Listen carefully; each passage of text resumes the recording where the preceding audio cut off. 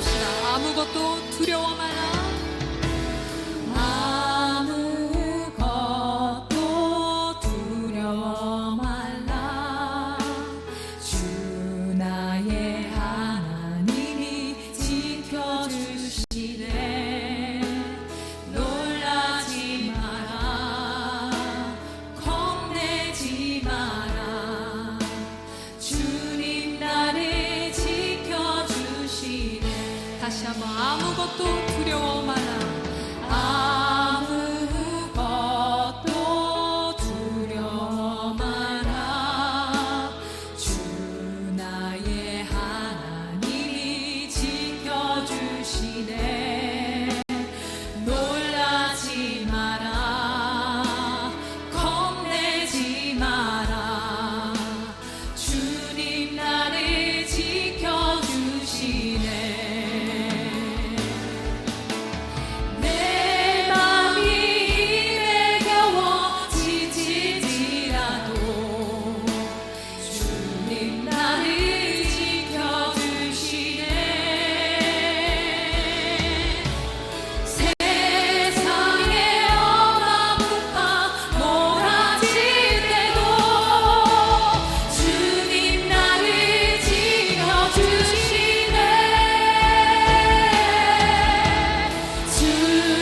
주님은 나의 산성, 주님은 나의 요새, 주님은 나의 소망, 나의 힘이 되신 여호와. 내 맘이 힘에 겨워 지칠지라도 주님 나를 지켜주시네. 세상에 엄하고파 몰아칠 때도 주님 나를 지켜주시네.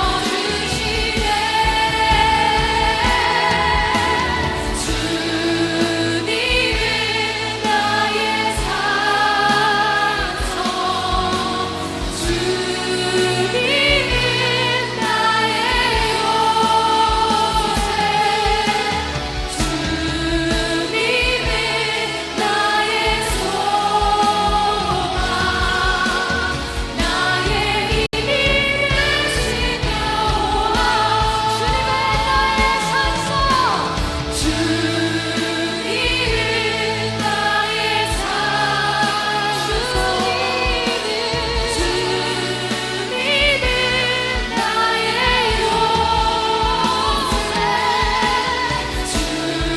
주님은 나의 소망, 나의 힘이 되신 여호와. 주님은 나의 산성, 주님은 나의 산성, 주님은 나의 요새, 주님은 나의 소망, 나의 힘이 되신 여호와. 나의 힘이 되신 여호와. 나의 힘이 되신 여호와. 나의 힘이 되신 여호와.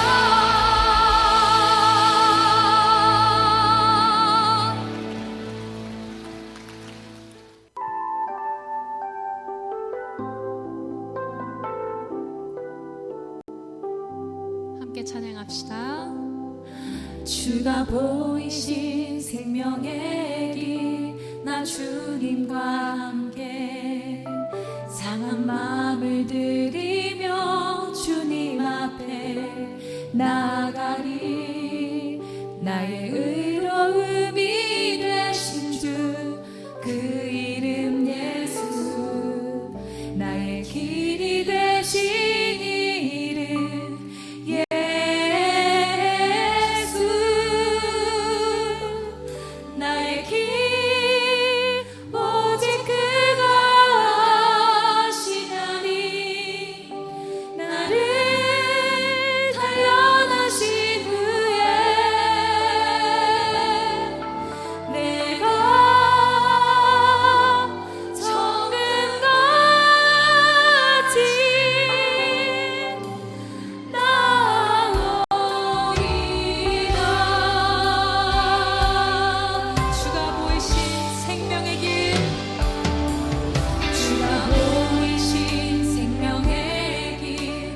주님과 함께 상한 마음을 들이며 주님 앞에 나가리. 나의 의로움이 되신 주 그 이름 예수, 나의 길이 되신 이름 예수.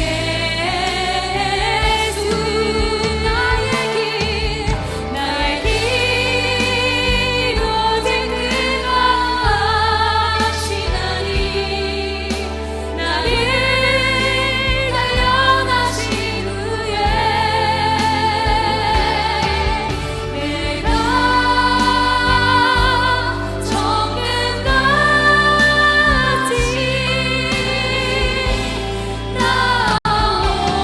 나오리라. 나의 길 오직 그가 하시나니 나를 단련하신 후에 내가 정금같이 다시 한번 고백합시다. 나의 길 오직 주님께서 하십니다. 나의 길 오직 그가 하시나니 나를 단련하신 후에 내가 정금같이 나오리라. 우리에게 하시는 주님께서 우리에게 말씀해 주십니다. 조금 느린 듯해도 기다려 주겠니. 조금 더딘 듯해도 믿어줄 수 있니. 내가 가는 그 길 절대 헛되지 않으니 나와 함께 가자. 아끼고 비지 않아도 나가 주겠니. 이해되지 않아도 사랑해 주겠니. 너의 눈물에 비도 잊지 않고 있으니 나의 열심으로 이루리라. 영상을 들으십시오. 듯해도 기다려 주겠니. 좀 더딘 듯해도 믿어줄 수 있니. 내가 가는 그 길 절대 헛되지 않으니 나와 함께 가자. 아끼고 비지 않아도 나가 주겠니. 이해되지 않아도 사랑해 주겠니.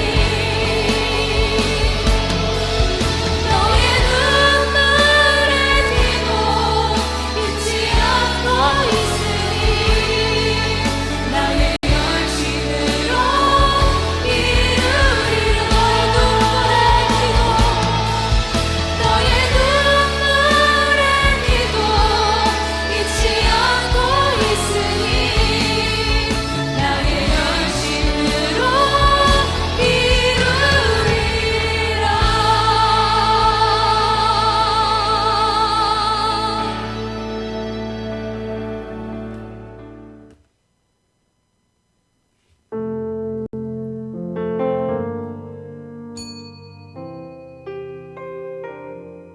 주여, 그러나 주께서는 나의 힘이시니 주님의 이름을 위하여 나를 도와주시고 주님의 한결같은 그 사랑으로 나를 구해 주소서. 내 몸은 가난하고 궁핍하여 내 마음속 깊은 곳까지 갈기갈기 찢어졌습니다. 금식으로 인해 내 무릎에서 힘이 다 빠졌고 내 몸은 덩그러니 살 가죽과 뼈만 남았습니다. 못사람들은 나를 보고 비웃으며 어쩌면 저럴 수 있느냐고 혀를 쯧쯧하며 고개를 절레절레 흔들어 댑니다. 나의 하나님, 나를 도와주소서. 주님의 한결같은 그 사랑으로 나를 건져 주소서. 그리하여 그 일을 해낸 것이 바로 주님이라는 것을, 곧 주님께서 손수 이 몸을 건져 주셨다는 것을 저 원수들로 분명히 알게 하소서. 비록 저들은 나에게 저주를 퍼부을지라도 주께서는 내게 복을 내려 주소서. 비록 저들이 나를 치려고 일어날지라도 주께서 저들로 수치를 당하게 하셔서 주의 종으로 기뻐하게 해 주소서. 진실로 주께서는 궁핍한 자의 오른편에 서시어 그를 정죄하는 자들의 손아귀에서 그의 영혼을 구원해 주시는 분이십니다. 아멘.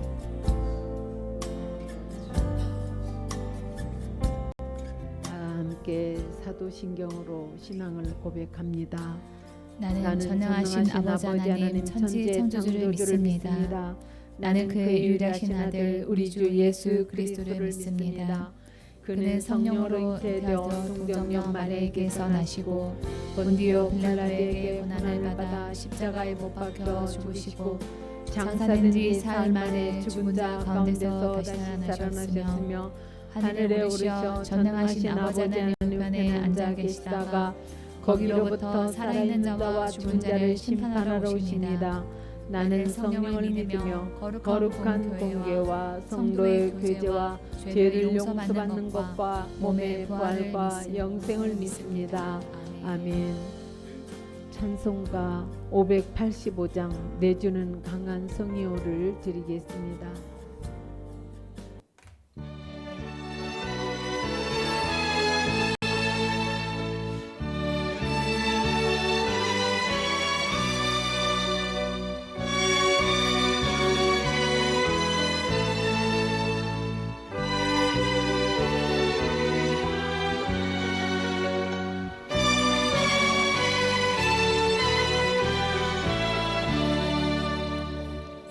이제는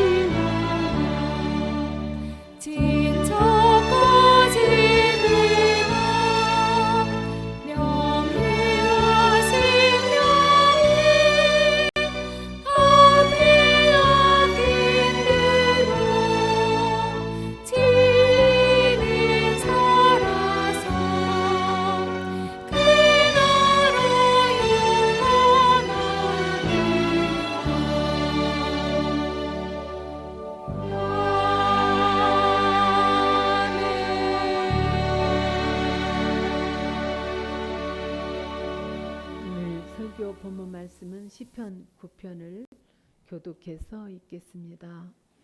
주님, 나의 마음을 다 바쳐서 감사를 드립니다. 주님의 놀라운 행적을 쉼없이 전파하겠습니다. 가장 높으신 주님, 내가 주님 때문에 기뻐하고 즐거워하며 주님의 이름을 노래합니다. 주님 앞에서 내 원수들은 뒤돌아서 도망쳤고 비틀비틀 넘어져서 죽었습니다. 주님은 공정하신 재판장이시기에 보좌에 앉으셔서 공정하고 정직한 판결을 나에게 내려주셨습니다. 주님께서 이방 나라들을 문책하시고 악인들을 멸하시며 그들의 이름을 영원히 지워버렸습니다. 원수들은 영원히 자취도 없이 사라졌습니다. 주님께서 그 성읍들을 뿌리째 뽑으셨으므로 아무도 그들을 기억조차 못하게 되었습니다. 주님은 영원토록 다스리시며 심판하실 보좌를 견고히 하신다. 그는 정의로 세계를 다스리시며 공정하게 만 백성을 판결하신다. 주님은 억울한 자들이 피할 요새이시며 고난받을 때에 피신할 견고한 성이십니다. 주님을 찾는 사람을 주님께서는 결단코 버리지 않으시므로 주님의 이름을 아는 사람들이 주님만 의지합니다. 너희는 시온에서 친히 다스리시는 주님을 찬양하여라. 그가 하신 일을 만민에게 알려라. 살인자에게 보복하시는 분께서는 억울하게 죽어간 사람들을 기억하시며 고난받는 사람의 부르짖음을 모른 채 하지 않으신다. 주님, 나에게 은혜를 베풀어 주십시오. 주님의 문에서 나를 이끌어내신 주님, 나를 미워하는 자들에게서 받는 고통을 살펴 주십시오. 그렇게 하시면 주님께서 찬양받으실 모든 일을 내가 전파하겠습니다. 주님께서 베푸신 그 구원을 아름다운 시온의 성문에서 기뻐하며 외치겠습니다.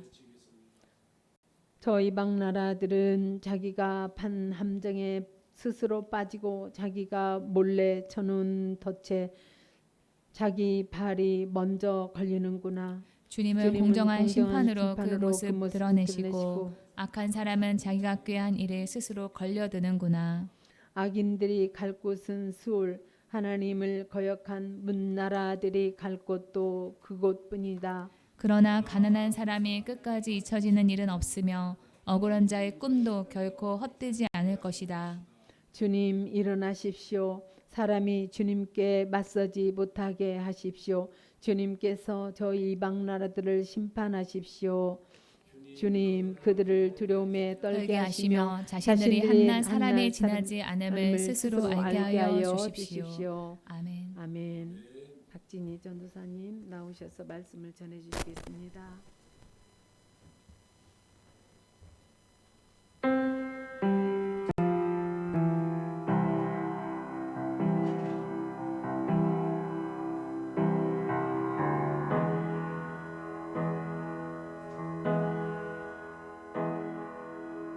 많은 사람들이 주님을 믿는다고 고백하면서 주님을 못 따르고 있는 이유가 있습니다.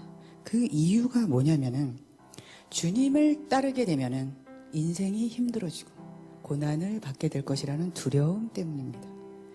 그런 두려움이 많습니다. 예를 들면은 결혼 안 하신 그 미혼의 여자 성도님들은요, 주님을 따르기로 결심하면은 목사 사모될까봐 결심을 못합니다. 아프리카 오지 선교사 사모될까봐 결심을 못합니다. 그런 두려움이 있다는 것입니다. 그런데 그 두려움은 사탄이 주는 속임수입니다. 사탄이 왜 그 속임수를 쓰냐면은 우리가 주님을 따라야만 진정 행복해지는데 사탄은 우리가 행복해지는 걸 원하지 않기 때문에 그것을 거짓말로 속이는 것입니다. 그래서 우리에게 자꾸 두려움을 줍니다. 주님을 따르기로 결단하면 마치 내 인생이 너무 힘들어지고 내 인생이 희생으로 가득할 것 같은. 근데 여러분 아세요? 우리가 주님께 희생하는 것이 아니라 주님이 우리를 위해 모든 희생을 다해 주셨습니다. 우리는 그 희생과 사랑으로 주신 풍성한 생명을 누리는 것입니다. 성경에 보면은 좁은 문으로 들어가라고 했습니다. 근데 좁은 문으로 들어가는 것을 왜 두려워하냐면은 그 성경에 보면 이게 좁고 협착해 보이니까 그 좁은 문을 들어갔을 때 내 인생이 힘들어질 것 같은 거예요. 그러니까 무서우니까 좁은 문을 탁 들어가기가 용기가 안 나는 것이죠. 근데 고난의 신비가 뭐냐면 그 좁은 문을 들어가 보면은 정말 이 세상이 알 수도 없고 상상할 수도 없는 그 행복이 있다는 것입니다. 그것이 고난의 신비입니다. 근데 크고 그 넓은 문은 좋아 보여요. 편해 보여요. 탄탄대로로 보여요. 근데 막상 그 문을 들어갔을 때에는 그 후로 힘들어진다는 것입니다. 왜? 운전대를 주님께 맡겼을 때 주님이 운전해 주시는데 크고 멸망으로 인도하는 문으로 들어갔을 때는 그 운전대를 내가 운전해야 되기 때문에 너무 힘든 거예요. 그것이 고난의 신비입니다. 좁아 보이지만 좁지 않고 커 보이지만 크지 않은 거예요. 그래서 저는 여러분들이 사탄의 거짓말에 속지 않고 그 좁은 문으로 들어가시기를 결단하시고 그 안에 들어가셔서 그 풍성한 생명을 누리시면서 진짜 행복한 것, 주님이 주시고자 한 진정 행복한 삶을 누리신 여러분 되길 주님의 이름으로 축복합니다.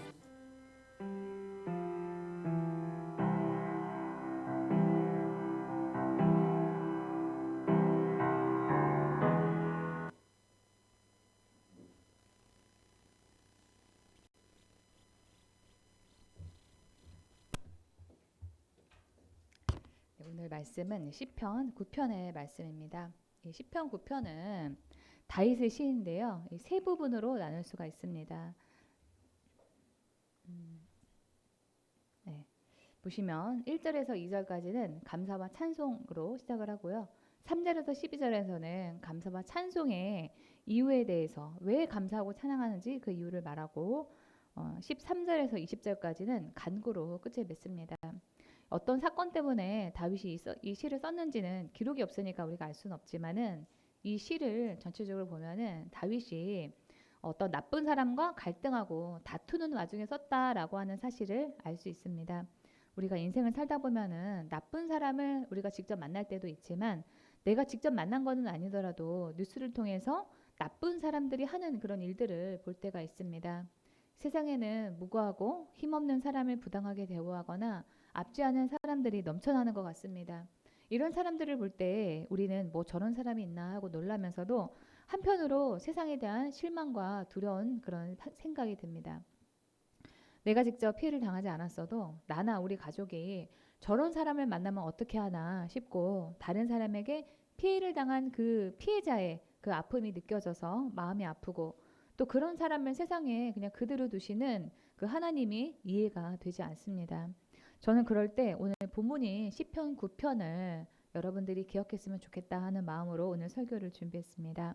우리가 첫 번째로 기억을 해야 될 것은 다윗이 인생을 살면서 봤더니 나쁜 일을 하는 그런 사람들은 당장은 아니더라도 언젠간 하나님이 그 벌을 꼭 받게 하신다라고 하는 것입니다. 3절부터 보겠습니다. 내 원수들이 물러갈 때 주 앞에서 넘어져 망함이니이다. 원수들이 언제나 힘이 있는 것처럼 기세등등하고 아나무인격으로 득세하는 것 같지만 결국에는 뒷걸음질 치면서 물러나고 그 끝에는 넘어져서 망할 것이다 라고 하는 그런 말입니다. 불교에도 이와 비슷한 그런 말이 있습니다. 여러분도 잘 아시는 인과응보라고 하는 말입니다. 선을 행하면 선의 결과가, 악을 행하면 악의 결과가 반드시 뒤따름을 말합니다. 모든 현상에는 원인이 있고 원인 없이는 아무 일도 일어날 수 없다. 이것이 인과율 또는 인과의 법칙입니다. 그런데 이 현실은 그렇지 않은 것처럼 보이는 뉴스를 우리가 접하곤 합니다. 세상에서 권력을 누리던 독재자가 한 도시의 양민에 대한 학살의 책임자이면서도 사과 한마디 없이 도리어 자기가 피해자인 척하고 비자금을 만들어서 집에 돈을 쌓아놓고 호화 생활을 하면서도 자기의 전 재산은 29만 1,000원밖에 없다고 하면서 고통 없이 삶을 누리다가 90세까지 장수하고 평안히 죽었습니다. 이런 사람을 보면 정말 하나님이 행한 대로 갚으시는 하나님이신가 하는 의문이 듭니다. 우리의 그런 불편한 마음과 이의제기에 대해서 시편 73편의 저자도 같은 고민을 했다는 것을 알 수 있습니다. 그는 이렇게 말합니다. 하나님은 마음이 정직한 사람과 마음이 정결한 사람에게 선을 베푸시는 분이건만 나는 그 확신을 잃고 넘어질 뻔했구나. 신앙을 잃을 뻔했다는 거예요. 그 믿음을 버리고 미끄러질 뻔했구나. 그것은 내가 거만한 자를 시샘하고 악인들이 누리는 평안을 부러워했기 때문이다. 73편의 저자가 신앙을 잃고 넘어질 뻔한 그런 이유는 나쁜 사람들이 편안히 사는 모습을 보았기 때문입니다. 73편 4절부터 12절입니다. 그들은 죽을 때에도 고통 없이 죽으며, 다른 번역에서는 그들은 평생 갈등도 없이 살며 몸은 멀쩡하고 윤기가 흐른다. 사람들이 흔히들 말하는 당하는 그런 고통이 그들에게는 없으며 사람들이 오래 당하는 재앙도 그들에게는 아예 가까이 가지 않는다. 그들은 피둥피둥 살이 쪄서 거만하게 눈을 치켜뜨고 다니며, 여기서 여러분 이 당시에는 농경 시대입니다. 지금처럼 농업 기술이 발달한 게 아니었기 때문에 아마 그 피둥피둥 살이 찐 사람들을 만나기 쉽지 않았을 거예요. 그러니까 살이 쪘다는 거는 많이 먹어서 뚱뚱하다 이런 그런 뜻인데, 당시에 사람들은 그렇게 많이 뚱뚱해 살이 찔 만큼 많이 먹을 수 없었다는 거죠. 그래서 그거를 비유적으로 말을 하는 거예요. 마음에는 헛된 상상이 가득하며 언제나 남을 비웃으며 악의에 찬 말을 쏘아붙이고 거만한 모습으로 포근하기를 즐긴다. 그런데 놀랍게도 그들은 모두가 악인인데도 신세가 언제나 편하고 재산은 늘어만 가는구나. 제가 아는 어떤 분도 이 도곡동에 사시는 도곡동에 그 타워 팰리스 있잖아요. 거기 살면서 1년 수입이 한 10억 정도 되십니다. 근데 집안에 아픈 사람이 한 사람도 없어요. 본인도 아프지 않고 집안에도 아픈 사람이 한 사람도 없어요. 그러니까 돈과 건강과 모든 거를 다 가지신 그런 분인데 한 가지만 가지지 않았어요. 교회 다니지 않아서 주님을 믿지 않고 있다라고 하는 거죠. 그러니까 제가 그 사람을 보듯이 이 시편의 저자도 그런 사람을 본 겁니다. 주님 없이도 잘 사는 사람들을 본 거예요. 그러나 이 시편의 이 저자가 기도 가운데 17절부터는 악인들이 어떻게 되는지 그것을 깨닫게 됩니다. 17절부터 보겠습니다. 그러나 마침내 하나님의 성소에 들어가서야 악인들의 종말이 어떻게 되리라는 것을 깨닫게 되었습니다. 주님께서 그들을 미끄러운 곳을 세우시며 거기에서 넘어져서 멸망에 이르게 하십니다. 그러니까 믿지 않고 하나님을 정직하게 따르지 않는 그런 사람들의 결말은 멸망이다라고 하는 거죠. 그들이 갑자기 놀라운 일을 당하고 공포에 떨면서 자취를 감추며 마침내 끝장을 맞이합니다. 우리의 눈에는 보이지 않아도 내가 지금 당장 내 눈으로 확인할 수는 없다고 하더라도 성경에서 하나님이 그렇다고 하시니까 그렇게 될 것을 믿어야 됩니다. 그래서 이 악인의 처리는 하나님께 맡기고 나는 내가 하나님 앞에서 해야 할 일만 잘하고 살자라고 하면서 살면 됩니다. 제가 이런 말씀을 드리는 이유는 제가 요즘에 신대원에 다니면서 느끼는 갈등과 연관이 있기 때문입니다. 이 선교사나 또는 시골 개척교회 목사의 자녀로 고생하면서 사역하는 그 목회자 부모님을 보면서도 그분들을 존경해서 자신도 그 길을 가고자 신대원이 다니는 그런 사람도 있지만 반대로 규모가 있는 그런 교회를 물려받을 예정으로 와 있는 사람도 있었습니다. 20대 신학생이 무슨 돈이 있어서 좋은 아파트에 살면서 아기를 그 시터에게 돈을 주고 맡기고 벤츠를 끌고 다니겠어요. 다 그게 부모 돈이지. 나는 인생을 갈아서 고생하면서 이 교회를 섬기고 사는데 저들은 이미 다 갖춰진 교회를 물려받을 생각으로 편안하게 사는구나. 나는 사역하는 것도 바쁜데다가 공부까지 하느라 없던 병도 생겼는데 저들은 부모의 돈으로 공부에만 집중하는구나. 이런 생각을 하니까 세상이 불공평하다. 이런 생각이 들었습니다. 그러나 성경에서 하나님이 이 행한 대로 갚으시고 또 공정하게 심판하실 것이라고 했으니까 그것을 믿기로 했습니다. 지금은 모르지만 나중에 하나님이 공정하게 결산하신 것을 제가 확인할 일이 있으리라고 믿기로 했습니다. 다윗은 이 8절에서 하나님이 정의와 올곧음으로 사람들을 심판하실 것을 말합니다. 8절 보겠습니다. 공의로 세계를 심판하시며 정직으로 만민에게 판결을 내리시리로다. 우리는 심판을 생각하면은 두려운 마음이 먼저 듭니다. 왜냐하면은 우리가 사는 이 사회의 범죄자에 대한 처분이나 그 재판에 대한 신뢰가 부족하기 때문입니다. 이 뉴스를 가만히 보면은 피해자의 그 피해는 말할 수 없이 어마어마한데 그에 비하면은 가해자의 처벌은 약하다라고 하는 생각이 들 때가 많습니다. 초범이라고 하는 이유로 솜방망이 처벌에 그치거나 실형을 피하고 집행유예나 벌금형에 그치곤 하는 그런 현실을 보면은 답답합니다. 그래서 이 작년부터 유행하는 드라마의 그 소재가 사적 복수입니다. 이 드라마 모범택시에서는 범죄의 그 피해를 당한 사람들끼리 단체를 만들어서 피해를 당한 사람의 사연을 확인하고 대신 그 피해자 대신에 복수를 해주러 다닙니다. 또 이 드라마 더 글로리에서는 학교 폭력을 당한 주인공이 가해자들을 직접 복수하는 그런 내용입니다. 하지만 실제 우리는 피해를 당해도 개인이 쉽사리 사적 복수를 하기는 쉽지 않습니다. 그 과정이 힘들고 법에 저촉되는 행동이기 때문에 오히려 내가 처벌을 받을 수 있기 때문입니다. 그렇기 때문에 더욱 이 사적 복수를 다룬 이런 드라마들을 통해서 대리 만족과 카타르시스를 느끼는 것 같습니다. 그러나 하나님 나라의 심판은 세상에서의 그 심판과는 다릅니다. 이 4절 보겠습니다. 주께서 나의 의와 송사를 변호하셨으며 보좌에 앉으사 의롭게 심판하셨나이다. 이 말씀이 뜻하는 것은 주님이 심판장에서 심판자이면서도 동시에 변호인, 나의 변호인, 내 편이시다라고 하는 것입니다. 이는 이 아버지가 재판장으로 있는 재판에 여러분이 재판에 당사자가 되어서 있는 것과도 같습니다. 이 세상의 실제 재판에서는 재판장에게 공정한 그 심판을 기대하기 어려운 경우에는 당사자는 기피를, 그러니까 그 재판장을 바꿔주십시오 이렇게 신청을 할 수가 있기 때문에 있을 수 없는 일이지만 하나님 나라의 재판에서는 그렇지 않습니다. 주님은 내 편이 되셔서 나를 변호해 주시는 그런 하나님이십니다. 그런데 많은 분들이 하나님이 내 편이 아니라 오히려 나의 반대편에서 나의 죄를 더 캐내고 내가 한 것보다 더 엄하게 응징하시는 그런 하나님으로 오해하시는 경우가 많은 것 같습니다. 제가 지난주에 강의가 끝나고 나서 뭐든지 물어보세요 이렇게 말씀을 드렸더니 어떤 분이 하나님이 성경에서 너무 무섭게 나온다는 거예요. 성경에 나온 하나님을 보면은 무섭다. 대표적인 사건이 이 언약궤가 다윗성으로 들어갈 때 옮겨질 때 법궤를 실은 그 수레의 소가 날뛰자 법궤가 넘어질 것 같으니까 이 제사장 우사가 그 법궤에 손을 댔다가 그러니까 이 법궤를 손으로 잡다가 죽임을 당한 그런 사건입니다.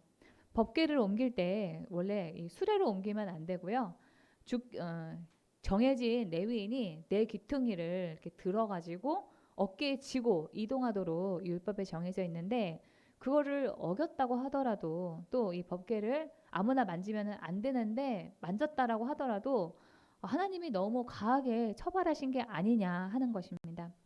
법궤를 떨어뜨리지 않기 위해서 떨어지지 말라고 잡았을 뿐인 건데 죽기까지 하게 되니까 하나님이 과하게 응징하신 것이 아니냐 하는 거죠.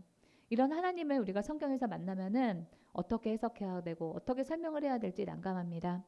이 하나님이 우사를 죽게까지 하신 것은 아무 이유가 없는 것이 아니라 다윗이나 당시 그 백성들에게 경고하기 위함이었습니다. 그런데 당시 사람들이 지금 사람들처럼 그렇게 말귀를 잘 알아듣기는 쉽지 않았을 겁니다. 우리는 이 성경 시대의 일을 볼 때요. 지금 시대의 어떤 인권 의식이나 상식으로 판단해서는 안 되고 그 시대 사람들의 상황이나 어떤 그 수준들을 생각을 하면서 우리가 봐야 됩니다. 지금 이 사람들은 교육의 수준이 높기 때문에 말도 잘 알아듣습니다. 그러나 성경 시대 당시에는 교육의 수준도 낮고 또 언론이 발달하지 않은 그런 시대였기 때문에 죽음이 아니고서는 하나님이 아무리 경고를 해도 사람들이 알아듣기 어려웠을 것입니다. 하나님한테 잘못해서 죽었대 정도는 돼야 사람들이 말도 알아듣고 또 다른 사람에게 전달하기도 쉬웠을 거예요. 아마 이 하나님이 죽음 이외에 어떤 다른 방식으로 이 우사를 벌하셨다면은 사람들이 그 우사의 사건을 전하다가 그 뭐라고 그랬더라 하면서 아마 이 하나님의 뜻은 제대로 전달되지 못하고 유야무야 되었을 것입니다. 이 하나님이 이스라엘이 망하기 전에 선지자들을 계속 보내서 경고를 하셨는데 알아듣지 못했습니다. 선지자들을 통해서 야 너네 그러다가 망해, 너네 그렇게 하면 안 돼, 너네 이렇게 해야 돼, 이런 말씀을 수차례 하나님이 말씀을 전달하셨는데도 사람들이 경고를 못 알아듣고 결국에는 다 나라가 망하고 포로로 잡혀가고 죽고 해서야 겨우 그 하나님의 말씀을 알아들었습니다.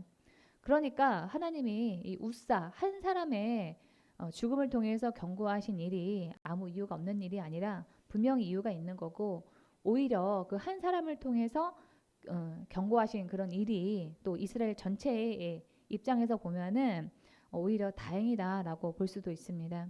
이상한 거는 사람들이 성경에 나온 두려운 하나님만 생각을 하지 하나님의 그 인자하시고 사랑이 많은 그 성품에 대해서는 깊이 와닿지 않는다라고 하는 겁니다. 그렇게 하나님을 좀 어려워들 하십니다. 저는 이것이 하나님을 신뢰하지 못하게 되는 우리의 그 죄성의 문제이며 동시에 이 사탄의 속임 때문이라고 생각합니다. 저도 예전에는 그랬습니다. 제가 주님을 만나기 전에, 깊이 만나기 전에는요, 하나님은 저에게 이 믿을 만한 분으로 사랑의 하나님이기보다는 나의 잘못을 응징하시는 그런 두려운 하나님이었습니다. 왜냐하면 제가 어렸을 때부터 신앙생활 하면서 저희 어머니가 야, 너 그렇게 하면 하나님한테 혼나, 이런 얘기를 들었거든요. 교회 학교 선생님한테도 야, 너 그렇게 하면 혼나, 이런 얘기를 들었기 때문에 그 혼난다는 그 기억만 남았지 하나님이 사랑이 많다라고 하는 것까지, 그게 믿어지기까지는 시간이 걸렸습니다. 제가 기도하고 묵상하면서부터 제가 이 하나님의 음성을 들으면서부터 하나님에 대한 그 사랑의 그 깊이가 제 안에 달라졌습니다.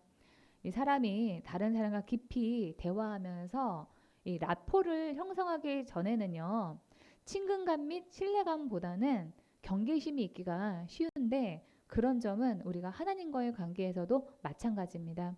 그래서 하나님을 의식하며 하나님과 보내는 시간이 짧으면은 하나님을 두려운 하나님으로 오해하게 됩니다.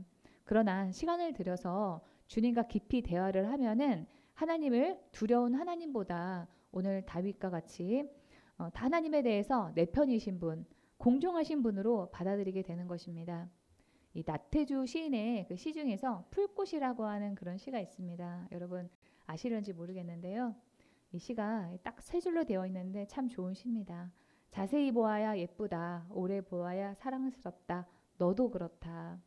이 하나님에 대해서도 마찬가지입니다. 우리가 오랜 시간을 하나님과 보내면서 하나님이 어떠신지를 알고 느껴봐야 나를 향한 그 하나님의 사랑과 인자하심이 느껴지고 알게 됩니다.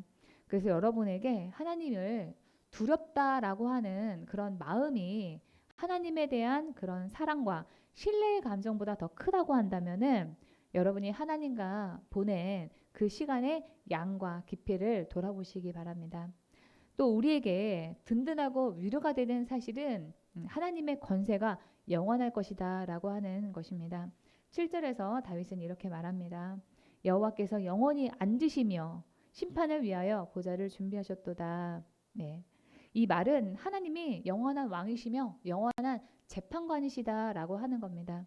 사람들은 이 대통령의 임기가 5년밖에 되지 않음에도 불구하고, 또 그나마도 언제 탄핵을 받아서 자연인으로 돌아갈지 모름에도 불구하고 그 대통령에게 잘 보이기 위해서 애를 씁니다. 그런데 우리 주님은 영원한 왕이 되십니다. 저는 이 사실이 얼마나 위로가 되고 든든한지 모릅니다. 제가 의지하는 권력가가 언젠가는 그 권력을 잃고 말 것이라고 한다면은 그 마음에 불안감이 있을 것인데, 우리 주님은 그렇지 않기 때문에 영원히 믿을 만한 그런 하나님이십니다. 더 좋은 거는 그 영원한 권력을 가지신 분이 세상에서 힘이 있는, 권력이 있는, 돈이 있는 그런 사람의 편이 아니라 오히려 압제를 당하는 사람, 가난한 사람의 편이다라고 하는 것입니다. 9절부터 우리 12, 18절까지 다 함께 큰 소리로 읽어보겠습니다. 시작. 여호와는 압제를 당하는 자의 요새이시요 환난 때의 요새이시로다. 피 흘림을 신문하는 이가 그들을 기억하시며 가난한 자의 부르짖음을 잊지 아니하시도다. 궁핍한 자가 항상 잊어버림을 당하지 아니하며 가난한 자들이 영원히 실망하지 아니하리로다. 그래서 우리가 지금 가난하고 힘이 있다면은 우리에게 더욱 희망이 있습니다. 하나님이 우리의 편이 되어주시기 때문입니다. 하나님은 가난하고 힘이 없는 사람에게 일방적으로 편들어 주시는 그런 분입니다. 이 자본주의 사회에서 사람들은 가난하고 힘이 없는 사람을 패배자로 생각합니다. 가난하고 힘이 없음을 부끄럽게 여기기도 합니다. 그러나 하나님 나라에서 그런 사람들은 하나님의 그 편들어 주심을 일방적으로 받는 그런 사람입니다. 예수님의 비유 중에 이 부자와 나사로의 이야기가 있습니다. 제가 말씀을 띄우지 않아도 여러분 다 아실 겁니다. 이 이야기가 흥미로운 것은 부자는 이름이 없고 거지는 나사로라고 하는 이름을 가지고 등장한다라고 하는 점입니다. 그것도 예수님의 비유에 등장하는 유일한 이름이라는 겁니다. 예수님이 많은 비유로 말씀을 하셨는데요. 다른 비유에 등장하는 인물들은 이름이 한 명도 없습니다. 주인이나 종 또는 어떤 사람 이렇게 나오지 실명을 말씀하신 적이 없는데 부자와 나사로의 그 비유에서만 나사로라라고 하는 그런 이름이 등장합니다. 이 세상에서는 부자의 이름은 기억할지 모르지만 가난한 사람, 그것도 거지의 이름은 아무도 관심을 가지고 또 기억을 하려고 하지도 않습니다. 정주영이나 이병철의 그런 이름은 그 사람이 죽은 다음에도 사람들의 입에 계속 오르내리지만 서울역에서 살던 어떤 노숙자에 대한 이름은 사람들의 관심도 없고 알려고 하지도 않습니다. 그런데 우리 예수님은 부자의 이름을 말씀하시지 않고 그냥 부자라고만 하시고 거지 나사로의 이름을 말씀하셨습니다. 그만큼 예수님이 가난한 사람의 편이고 힘이 없는 사람의 편이다. 그런 사람들에게 관심이 많다라고 하는 그런 뜻입니다. 어떤 목사님은 부자는 알아서 잘 먹고 잘 사니까 관심이 하나님이 없으시지만 나사로는 거지라서 그렇지 않으니까 하나님이 나사로가 오늘은 밥을 어떻게 먹었나, 나사로가 오늘은 잠을 어떻게 잤나 이렇게 관심을 기울이다가 나사로의 이름을 하나님이 외워버리셨다 이런 해석을 하시던데요.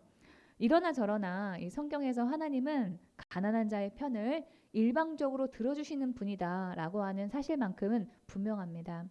그래서 하나님 나라에서 가난하고 힘이 없다라고 하는 점은 패배자라고 하는 어떤 낙인이나 약점이나 부끄러운 일이 아니라 하나님의 편들어 주심을 받고 하나님의 사랑을 받는 존재다라고 하는 겁니다.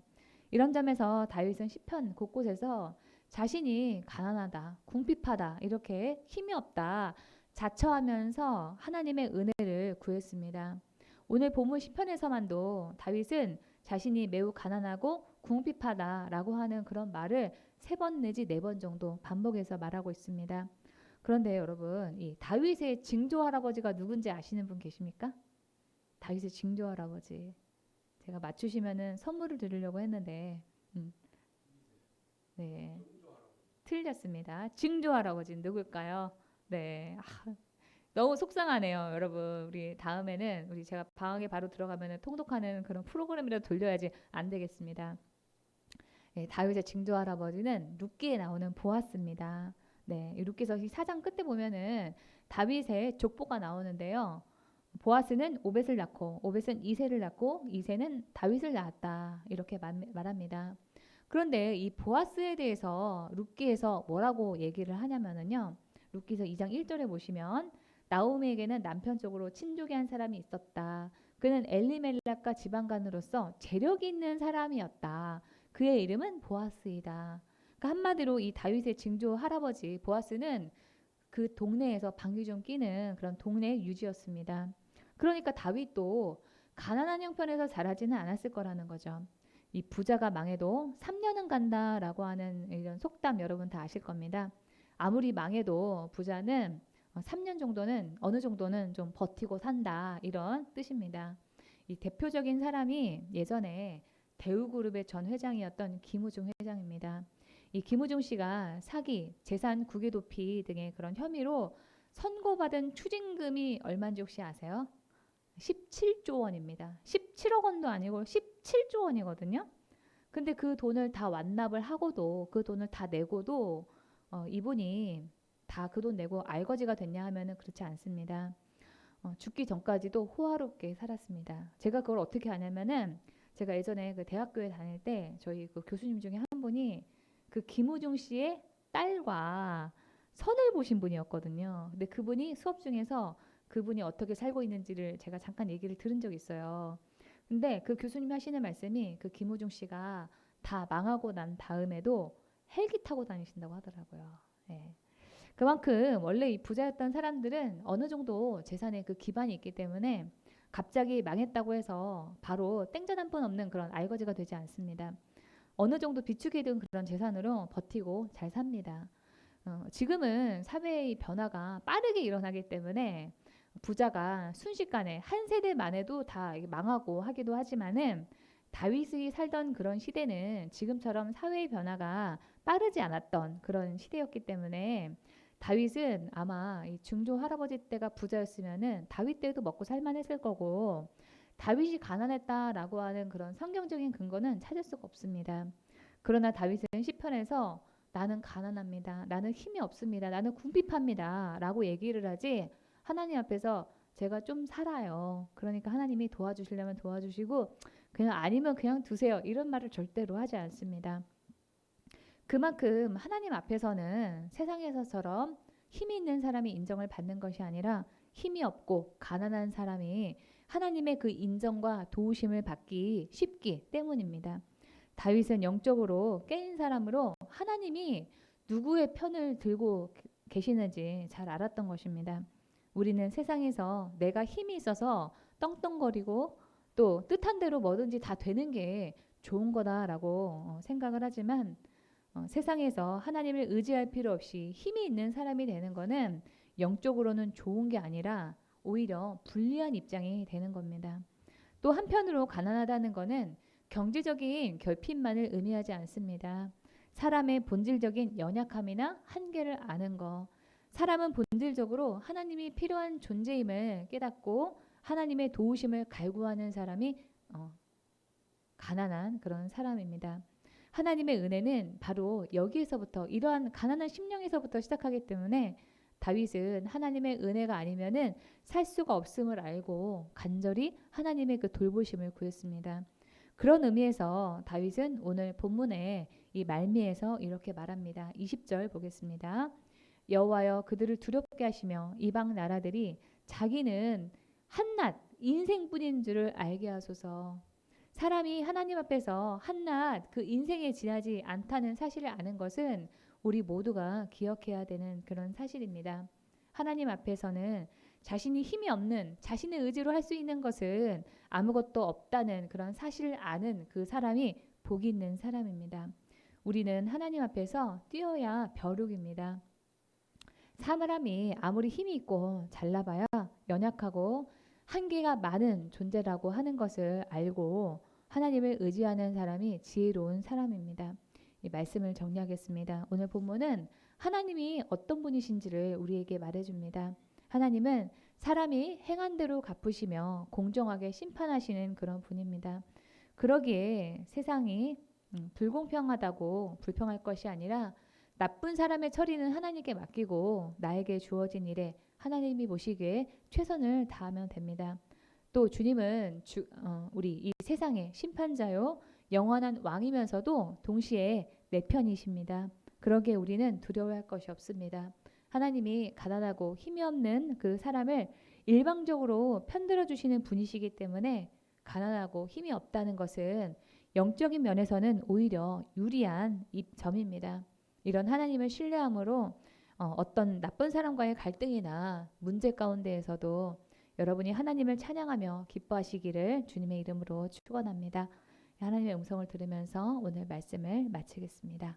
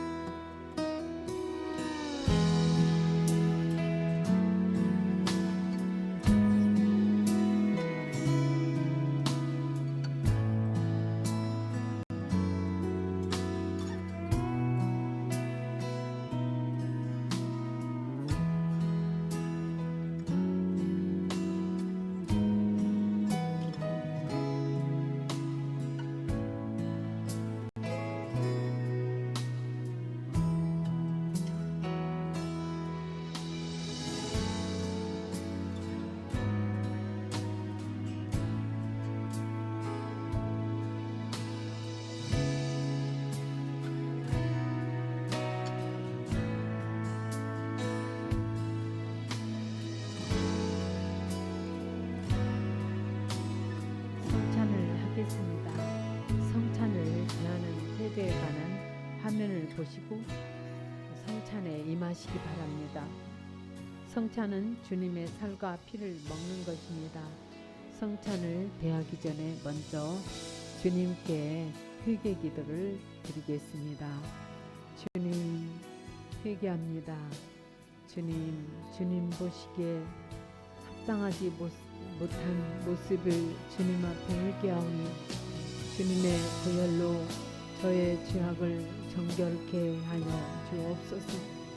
저희 죄가 주홍같이 붉을지라도 흰눈같이 희게 하시고 진홍같이 붉을지라도 양털같이 희게 하시는 주님, 저의 죄를 보혈로 정결케 씻어 주시옵소서.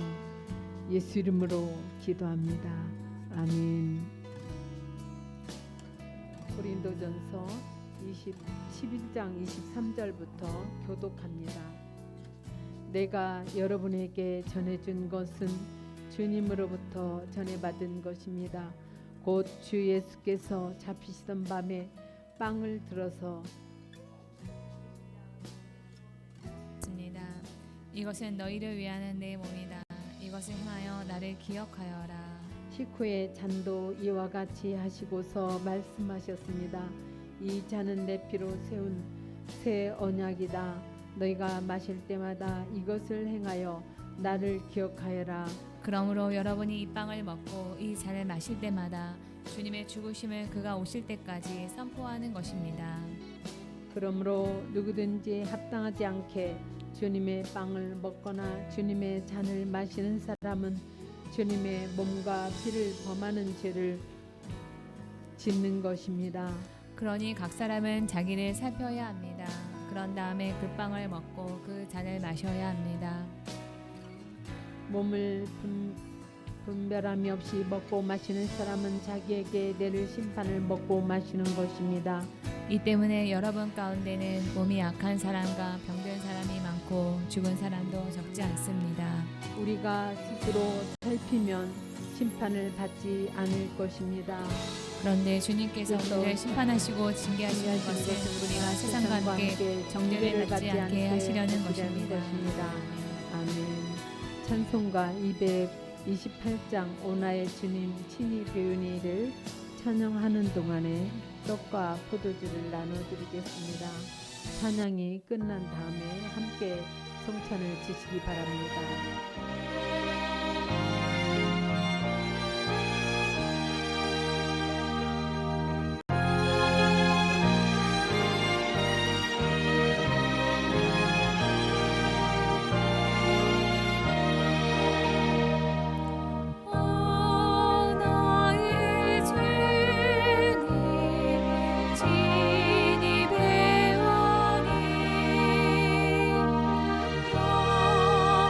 영원한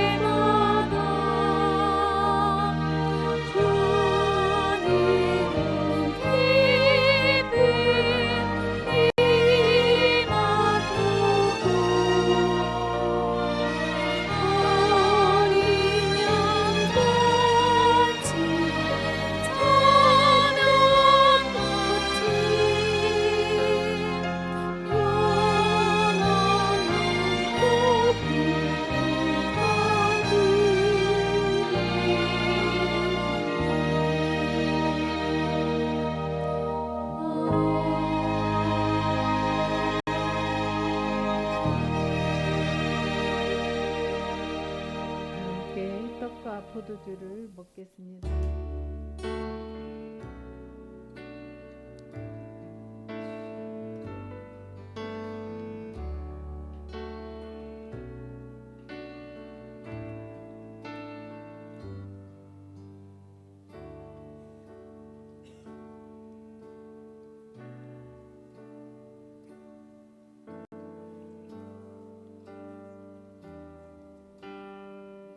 주의 만찬은 죄에 대하여는 죽고 새로운 생명으로 거듭나는 것을 의미합니다. 그리스도와의 지속적인 교제와 연합을 의미하기도 합니다. 떡은 주님의 몸이니 이 떡을 먹음으로 예수님을 기억하라고 합니다. 포도주는 주님께서 십자가에서 흘리신 피를 상징하는데 피는 생명을 의미합니다.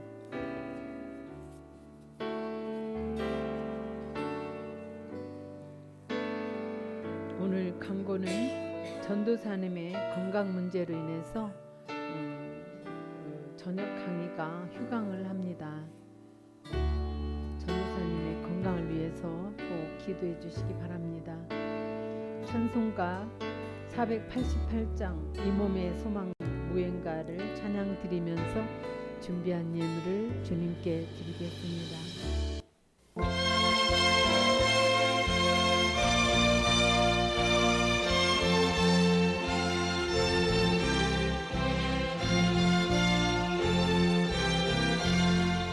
이 몸의 소망 무언가 우리 주 예수뿐이서 우리 주 예수밖에는 믿으리여 주옵나이다. 주 너희 반석이시니 그 위에 내가 서리라. 그 위에 내가 서리라. 무섭게 바람이는 날 물결이 높이 설레고 우리 주 크신 은혜의 소망에 같이 주리라. 주 너희 반석이시니 그 위에 내가 서리라. 그 위에 내가 서리라. 세상이 믿던 모든 것 끊어진 그날 되어라. 구주의 언약 미사와 네 소망 너희 품이라. 주 너희 반석이시니 그 위에 내가 서리라. 그 위에 내가 서리라. 파란 천국 올라가 하나님 앞에 배우니 구주의 이름을 힘입어 하얀지 바로 서리라. 주 너희 반석이시니 그 위에 내가 서리라. 그 위에 내가 서리라. 드린 예물 위해서 기도합니다. 영원한 왕 되신 주님께서 연약하고 한계가 많은 인생에게 지나지 않는 우리를 불쌍히 여겨 주옵소서. 우리의 구원자 되시고 의지할 자가 되어 주심에 감사를 드립니다. 우리가 하나님이 없어도 충분히 인생을 잘 살 수 있을 것이라는 착각과 오만함에서 벗어나게 하시고 우리의 인생을 하나님과 더불어 살아가는 것이 가장 복되고 우리가 매일매일 예배와 기도, 묵상으로 하나님 앞에 서는 것이 가장 가치가 있는 일임을 잊지 않게 하여 주옵소서. 하나님의 말씀을 더 가까이 하고 깊이 이해하기 위해서 우리 삶 가운데 취할 방법이 무엇인지 알게 하시고 실천하는 우리 모두가 되게 하여 주옵소서. 아멘. 최소한 의무적으로 하는 헌신이 아니라 하나님께 받은 은혜가 많아 자원하는 마음으로 기쁘게 드리기를 원합니다. 예배 때 빈손으로 오지 아니하고 주님께 드리는 온전한 10의 1조와 감사 예물과 선교 헌금과 또한 건축헌금을 주일헌금을 드립니다. 주님 연락하여 주옵소서. 작은 교회라도 마다하지 아니하고 기도 집회를 섬기는 성도님들에게 복을 더하사 아브라함과 이삭과 야곱이 누렸던 축복이 가정과 자녀와 하는 일에 임하게 하시고 우리의 앞길에 시온의 대로가 열려지게 하여 주옵소서. 아멘. 예수 이름으로 감사하며 기도하옵나이다. 아멘. 아멘.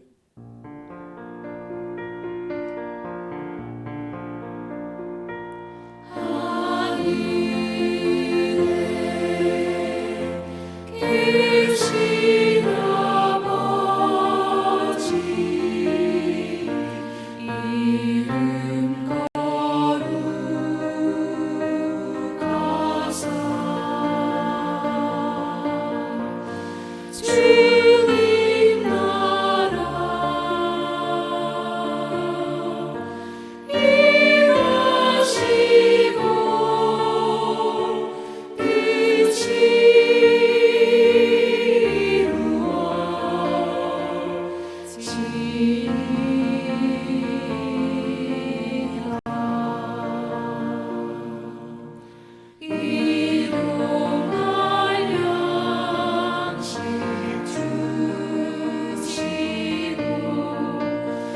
우리들의 그때 다 용서하옵시고 또 시험에 들게 마시고 악에서 구원하소서. 내게 주의 나라 주의 권세 주의 영광 영원히